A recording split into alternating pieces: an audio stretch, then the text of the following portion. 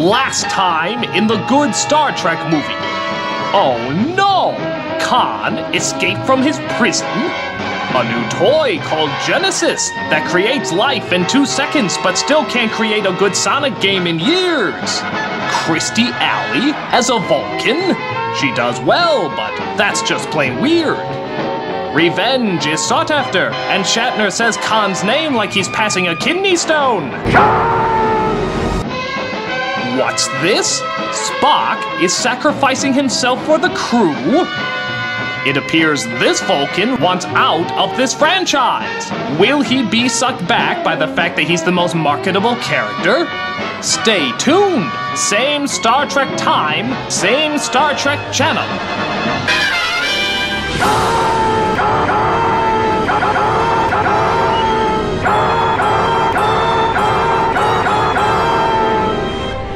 In continuing with Star Trek Month, we now take a look at Star Trek III, The Search for Spock.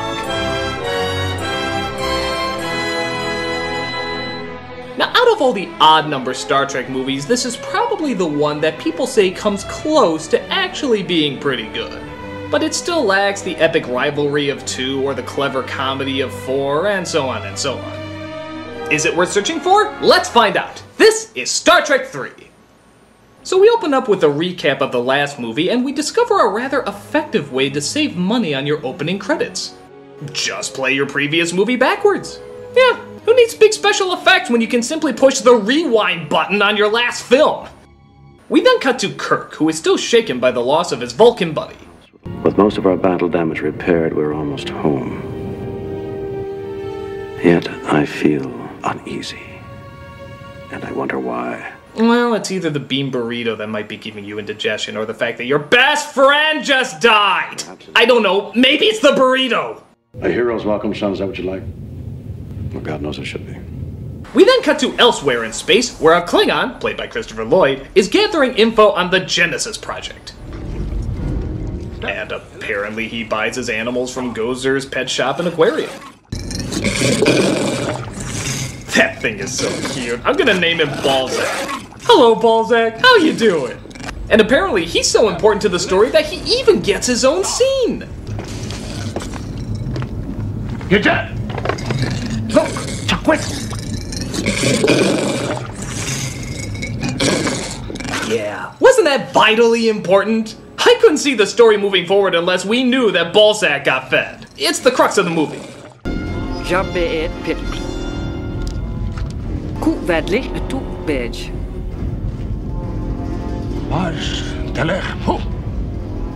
Ich lach Joey.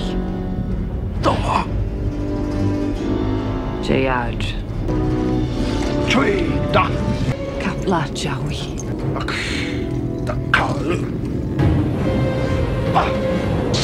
Boy, she's sure taking that whole gotta kill you thing pretty well. Not even a plea or an escape plan or a darn. She just fully accepts it. You know, if only more people were accepting of death. God, it's probably what we've been waiting for. Okay, put it on screen. Hi, Critic. Sci-fi guy? Yeah, well, who'd you think it was gonna be?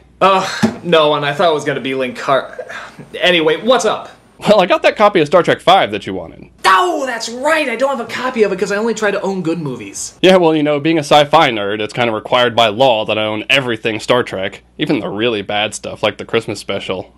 There's a Christmas special? Yeah, it's only legally viewable in Amsterdam. So, you want the movie? Oh, sure. Upload it to my computer. There you go. Let me tell you, your review of this, I'm sure, is going to be just as funny as mine. You're planning on reviewing it too? Well, yeah, it is kind of my shtick. Unfortunate. I know what that means, and I'm totally cool with it. I mean, I'd totally love to die on your behalf. Indeed. Thrusters! I think it's so awesome that you're gonna kill me like this. I mean, I can hardly wait. Just zap me into oblivion. You will be remembered with honor. Oh, wait. Before you do that, I am transferring my life savings into your bank account. Hell, I'm not gonna need it anymore. Oh. Well, Thank you. That's very, very kind of you. Oh, also, I should just let you know that I had all of my family members sign up to be your personal slaves after my passing. Anything else I can do for you? You know, wash your windows, shine your shoes? Oh, no, thank you. You've done more than enough, sci-fi guy. God, your understanding of the situation is unbelievable. Well, I know it's for a good cause. And, hey, just good luck to you, man. You too, my friend. You too. Fire! So the Enterprise returns to the space dock when Chekhov suddenly discovers a human life form in Spock's quarters. I'm on my way.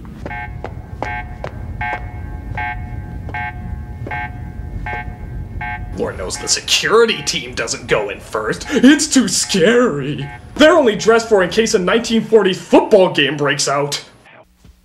But it turns out it's Dr. McCoy, who is actually convinced that he himself is Spock. Help me, Jim. Take me home. Bones, we are. We are home. Then perhaps it's not too late. You can still stop me from saying yes to Transformers 3. Uhura, get the medics down here. As developed by doctors Carroll and David Marcus, Genesis, simply put, is life from lifelessness. Speak. Impressive. Oh my god, is that John Larroquette? It is! John Larroquette is a Klingon on Star Trek! I surprisingly have little material for that. John Larroquette as a Klingon? What the hell am I supposed to do with John Larroquette as a Klingon? I mean, it's strange enough to notice, but doesn't really lead its way to many comedic possibilities. I'm kinda stuck! Here's a triple in Night Court. Oh, I'm hurt. Oh, I'm offended. What do you want? It's the best I can work with. Meanwhile, Kirk is visited by Spock's father, who isn't too happy. Why did you leave him on Genesis? Spock trusted you, and you denied him his future. Well, he wanted out of the franchise. He made no request of me. He would not have spoken of it openly. Bring that which he gave you, his Katra, his living spirit. Then how is Kirk, I must have your thoughts. So he does a mind meld with Kirk, but doesn't find the answers he's looking for.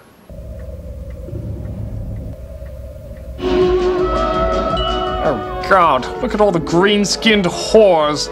Is this all your mind is filled with? The thoughts need a hobby. It is not here. So if the mind of Spock isn't in Kirk, then where is it? Well, how about in the mind of the guy who thinks he's Spock? But no, that'd be too obvious. We need clarification of this by going over to the nicely shot and edited security camera footage. Remember. So McCoy finds he's of two minds on everything, but he figures a good old journey to the bar will shut up those voices in his head. Oh yeah, fuck Call of Duty. These are the games of the future! Take a look, it's like seeing what will come. To your planet, welcome. I here am new. I name not important. You seek I. Message received. Are you hitting on me? How much and how soon? How much is where? It's Genesis. Genesis? You know, maybe you could say your lines a little easier if you stopped imitating the voice of Stitch. It's Genesis. Genesis? Genesis? Ziba! Could I offer you a ride home, Dr. McCoy? Where's the logic in offering me a ride home, you idiot? If I wanted a ride home, would I be trying to charter a space flight? Now I think he just farted. You know, I think this guy's butt is where his mouth should be. I'm not entirely sure. Federation security, sir. You're gonna get a nice long rest, Doctor. But Kirk and Sulu go to break him out as they try to get him to the Genesis planet, which has just become forbidden. Oh, keeping you busy? Don't get smart, Tiny.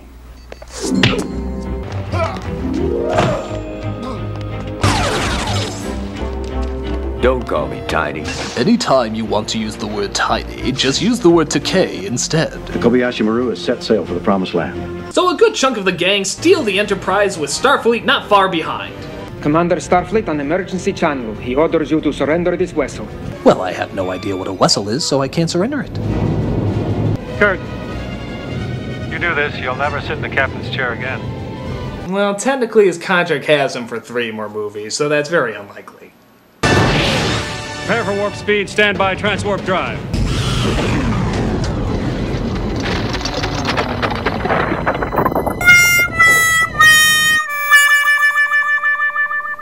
Souvenirs from one surgeon to another. I took them out of her main transwarp computer drive. Ah, yes, and the over-the-top cartoony vehicle sound effect? Well, that was just for laughs. We then cut to the Genesis planet, as Kirk's son David and not Christy Alley look over their Commodore 64 graphics and notice that a life form is down there. So they head on down to check it out. Wabbitwanks. After traveling for a while, they finally come across the life form, which makes no sense when they just beam to his exact location. And they see that the life form is in fact a younger version of Spock, with no memories and no means of speech. Kind of like Courtney Love after a few drinks. But then the evil Klingons come in to ruin the day. Dosh! Come on, pull! Jotunheim! Now who are we gonna eat? If it's prisoners you want, there are life signs on the planet. Perhaps the very scientists you seek. So the Klingons beam themselves down to the planet where the others are. Several miles away from where the others are. You know, the logic behind teleporters doesn't make much sense. And here's a fun little development. It turns out Spock is going through Pun Far, which Star Trek history suggests that Spock has to mate with something in order to survive. Oh my. Well, this can only mean one sizzling conclusion. Oh yeah. Time to do the Spocker.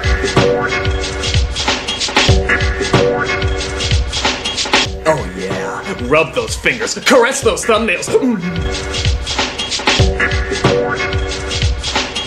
Oh yeah, touch those knuckles, rub them all over.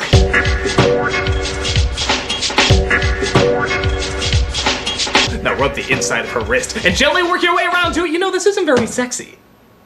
I mean, is this really all we see? This is Star Trek! We've seen Kirk make out with God knows how many ladies, and yet for Spock, we get sort of this half-assed E.T. sex? I'm sorry, I thought we'd get something more steamy! Spock, when a pretty lady asks you to finger her, this isn't what she means. Yeah, look! Spock! But the Klingon cock blockers come in and ruin the... Oh, let's face it, they didn't ruin anything. I've come a long way for the power of Genesis. Genesis? And what do I find? A weakling human, a Vulcan boy, and a woman. Sounds like the beginning of a joke at a sci-fi con. Federation starship approaching. Bring me up. So Lloyd goes back up to his ship and gets ready for battle. That distortion, see it? Yes, sir. It's getting large as we close in. Ahwe, Doshibosh, Have you ever noticed, by the way, that all his Klingon pronunciation is very similar to a cat puking up? The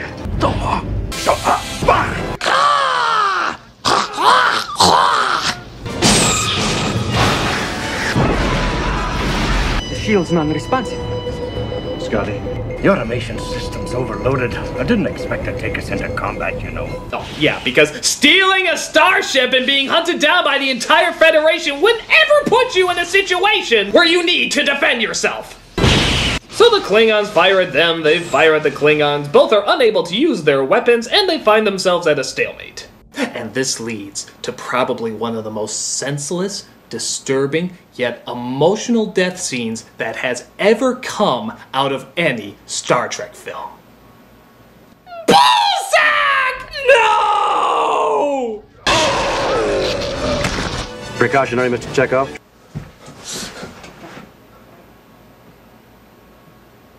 Screenwriting bastards, you killed my ballsack. Oh! You screenwriting bastards, you killed my ballsack! Oh! You murdered and maimed a totally pointless character! Oh! Oh! Oh, and Kirk's son gets killed as a means to force him to surrender. It's very tragic, but you screenwriting bastards, you killed my ballsack! Oh! Nobody told me this was gonna be like Marley and me in space! I'm sorry, I need a minute to recover from this. Here's some products whoring themselves out for your pleasure. Screenwriting bastard, you killed my ballsack. Oh, my ballsack!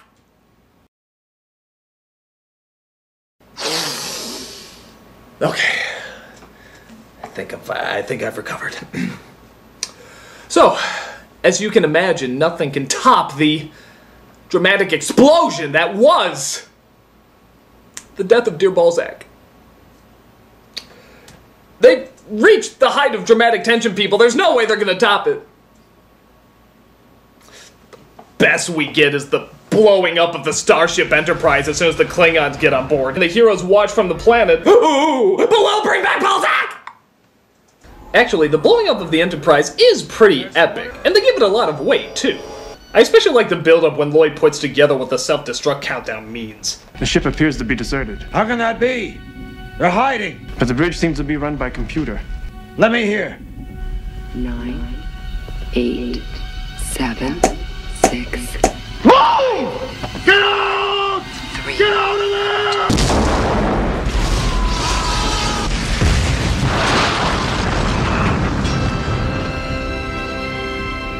My God, Bones. What have I done? What you had to do. What you always do. Turn death into a fighting chance to live. Could sum up his whole career with that line. So they find Spock and not Christy Alley and try to save them. However, they're still without a ship and the planet's about to blow. So he makes a deal with Lloyd. I have what you want. I have the secret of Genesis. Genesis? You're gonna have to bring us up there to get it. Fight my pointy aqua-tread tire head. Drop all weapons! Mark! Joy-Chew! So he beams most of the team aboard but leaves himself, Kirk, and Spock on the planet. You fool, look around you! The planet's destroying itself! Yes, exhilarating, isn't it? If we don't help each other, we'll die here! Perfect! Then that's the way it shall be. Okay. Sorry, I wasn't meaning to attack you, but then the ground raised up and, well, I just decided to own it.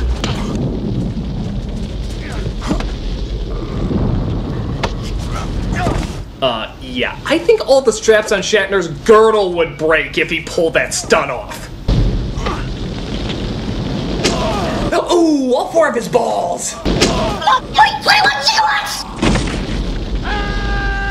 So he hangs him off a cliff and finally does him in.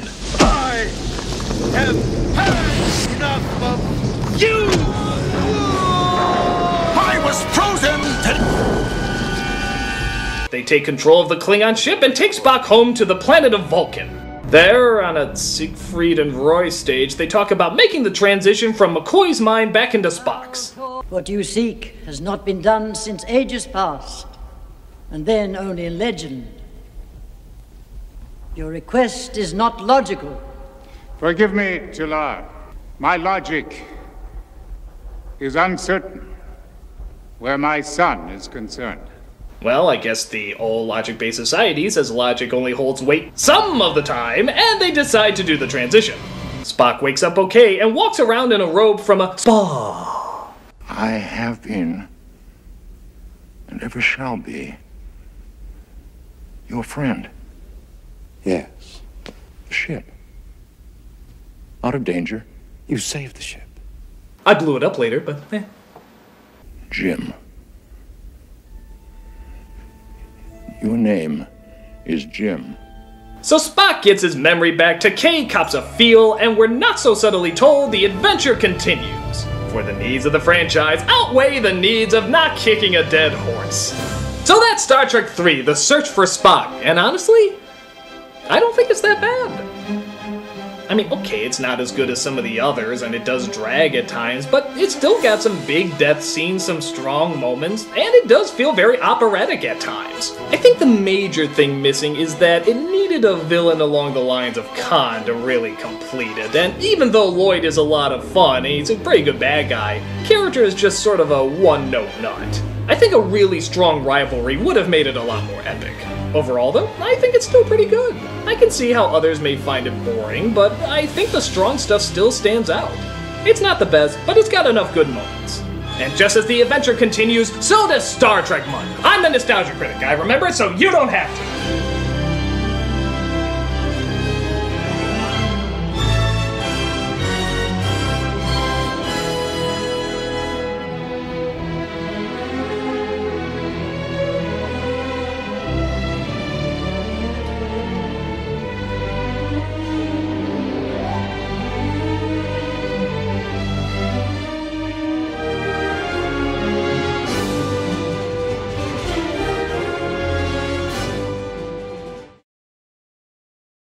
Genesis?